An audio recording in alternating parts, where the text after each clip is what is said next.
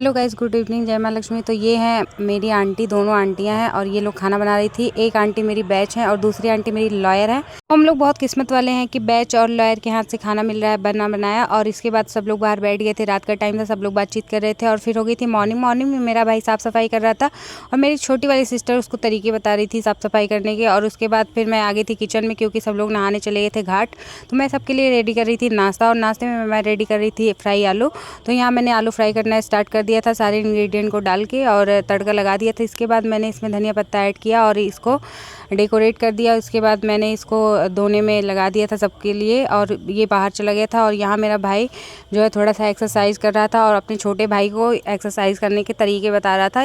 और यहाँ पे आ गया था कंबल वाला, जो कि यहाँ सब लोग देख रहे थे कंबल को, और सब लोग बस कंबल देखे, लिए नहीं, बस देख के और उसको वापस भेज दिए। और यहाँ पे सब लोग खाना खा रहे थे, मैं, बुआ और मेरा भाई। बाय बाय, मिलता है नेक्स्ट वीडियो में, टेक केयर।